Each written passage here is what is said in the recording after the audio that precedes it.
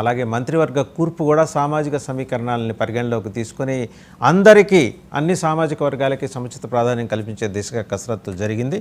జనసేనకు కూడా సముచిత ప్రాధాన్యంతో పాటు కీలకమైన శాఖలు కేటాయింపు కూడా జరిగే అవకాశాలు ఉన్నాయి. ఈ మొత్తం అంశంతో పాటు ముఖ్యమంత్రి చంద్రబాబు నాయుడు ఈరోజు ప్రమాణ స్వీకారం చేస్తున్న క్రమంలో మాజీ ముఖ్యమంత్రి జగన్మోహన్ రెడ్డికి కబురు పంపితే స్వయంగా ఆయనే ఫోన్ చేస్తే ఆయన అందుబాటులోకి రాకపోవడం కూడా ఈరోజు చర్చనీయాంశంగా మారింది. వీటన్నిటితో పాటు ఇతర అంశాల మీద బిగ్ డిబేట్లో మనతో పార్టిసిపేట్ చేస్తున్నారు రేగిడి లక్ష్మణరావు గారు, వైసీపీ అధికార ప్రతినిధి, అలాగే బాలకోటయ్య గారు, పొలిటికల్ అనలిస్ట్, ఇంకా మెరుపుల మహేష్ గారు, జనసేన అధికార ప్రతినిధి. మిగిలిన గెస్టులు కూడా మరి కాసేపట్లో జాయిన్ అవుతారు. టు స్టార్ట్ విత్ బాలకోటయ్య గారు, నమస్తే.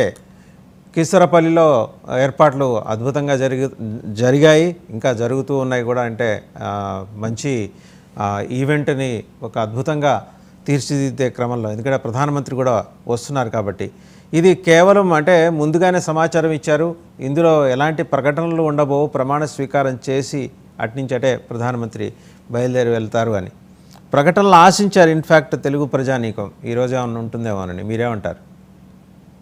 వాసుదేవ్ గారు ధన్యవాదాలు. లక్ష్మణ్కి అలాగే జనసేన నాయకులు కూడా జైభీములు. ఈ సందర్భంగా మీ ఛానల్ ద్వారా మీ ద్వారా కూడా రాష్ట్ర ముఖ్యమంత్రి చంద్రబాబు నాయుడు గారికి, పవన్ కళ్యాణ్ గారికి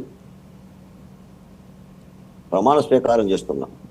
ఈ శుభ సందర్భంగా ధన్యవాదాలు, అభినందనలు. నిజానికి ఇప్పుడు మీరు అన్నట్టుగా నరేంద్ర మోడీ గారు సభకు వచ్చి 4 మాటలు చెప్పి 4 హామీలు ఇస్తే బాగుంటుందని ఆశిస్తున్నాం రాష్ట్ర వ్యాప్తంగా ప్రజలు. సరే, మీరు అంటున్నారు ప్రమాణ స్వీకారం చేసిన తర్వాత ఎలాంటి ప్రకటనలు ఉండవు, వెళ్ళిపోతారు అని. కానీ అది భావ్యం కాదని కూడా మాలాంటి వాళ్ళ భావన. మనందరి భావన అండి, లేదో నాకు తెలియదు, కానీ అందరి భావన ఏంటంటే మనందరి భావన అదే. ఎందుకంటే ప్రధాని నరేంద్ర మోడీ గారు ఆంధ్రప్రదేశ్కు బాకీ ఉన్నాడు. ఆ బాకీ ఉండి చాలా కాలం. అంటే ఇవి అడగటంలో మాత్రం శశిమిశలు ఉండవు. మాలకోటయ్య దగ్గర అవి మా హక్కులు,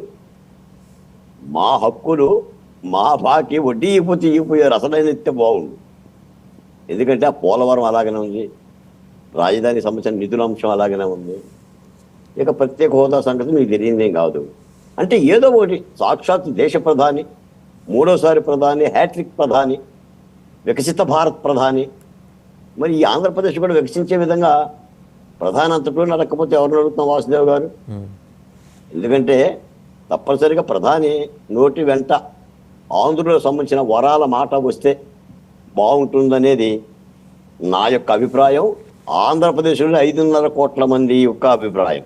తప్పనిసరిగా ప్రధాని నోరు విప్పాలి, ఇప్పి 2 మాటలు మాట్లాడి చెయ్యాలి. పైపెచ్చేందంటే ఈ రోజున భారతదేశంలో ఎన్డీఏకి 2 నాయకులు, పవన్ కళ్యాణ్ గారు కానీ చంద్రబాబు నాయుడు గారు కానీ ఒక కీలకమైన ఇరుసులా మారారు. బండికి ఇరుసైతే ఎలా ఉంటుందో అలా ఇరుసులా అసలు ప్రజలు ఏం చేశారంటే కౌరవ సభను కురుసభగా మారుస్తాను, వరం ఇవ్వండి అని చెప్పేసి అడిగితే చంద్రబాబు నాయుడు గారు ఈ వరం ఇవ్వటంతో పాటు 2వ వరం కూడా ఇచ్చారు, కేంద్రంలో కూడా భాగస్వామ్యం అయ్యే విధంగా. తప్పనిసరిగా ప్రధాని గారి ఏదైనా మాట్లాడతారని అనుకుంటున్నాను నేను. చూడాలి. పోతే ఒకటే మాట చెప్తున్నాను వాసుదేవ్ గారు, గాంధీ గారు చెప్పిందంట, చెడు వినకు, చెడు కనకు, చెడు చూడకు అనేది. మా మాజీ ముఖ్యమంత్రి గారు మాత్రం మంచి వినకు, మంచి కనకు, మంచి చూడకు అని అమరావతి రాజధాని మీద, ఒక నిజమైన రాజధాని మీద అలా పరదా గప్పాడు. చంద్రబాబు నాయుడు గారు 1 రూపాయి బిళ్ళ పెట్టలా, ఒక 40, 50, 90 ప్రొక్లైన్లు తెచ్చి కేవలం 2 రోజులు పనిచేశాడు. ఇదిగోండి రాజధాని నగరం యొక్క దేదీప్యమాన దగదగలు, ఆ మహిళామ తల్లుల యొక్క ఆనందాలు. అంటే రాజధాని వాస్తవం, రాజధాని నిజం, రాజధానిలో భూములు ఇవ్వటం నిజం, ఆ భూముల్లో అన్ని కులాలు ఉండటం నిజం. చేసిన తప్పల్లా ఏంటంటే రాజధానికి ఒక పేరు పెట్టడం కమ్మానని, రాజధానిని ఎడారి అని అంటాం, రాజధానిని శ్మశానం అంటాం. మహిళల కంట కన్నీరు ఒలికితే సిరి ఇంట నొసగదు అన్నట్టుగా వాళ్ళ కంట కన్నీరు ఒలికించారు. కాబట్టి ముఖ్యమంత్రి జగన్మోహన్ రెడ్డి గారి ఇంటిలో ఉన్న సిరి గల్లంతయ్యింది.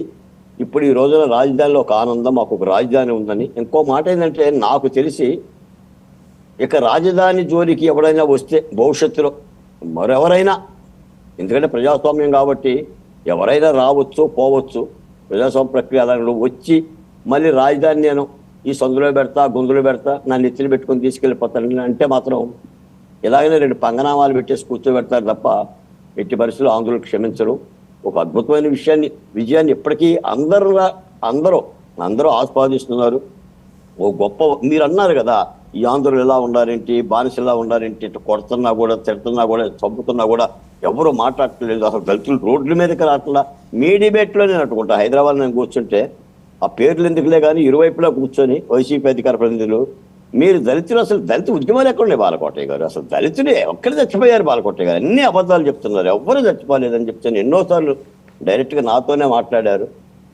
ఆ ప్రజాస్వామిక ప్రక్రియ రానివ్వండి, మా ఆత్మగౌరవం ఏంటో చూపిస్తామని చెప్తున్నాను. నేను తెలిసి అయితే మరి అధికార పార్టీ జనసేన తెలుగుదేశం పార్టీ గమనిస్తుందో లేదో నాకు తెలియదు కానీ 2019లో వైసీపీకి 36 ఎస్సీ ఎస్టీ నియోజకవర్గాల్లో 34 వచ్చినాయి. 2024లో అదే 36 అసెంబ్లీ నియోజకవర్గాల్లో 33 వచ్చినాయి కూటమికి. అంటే ఎస్సీ కాన్స్టిట్యున్సీల్లో కూడా తిరగబడిపోయింది.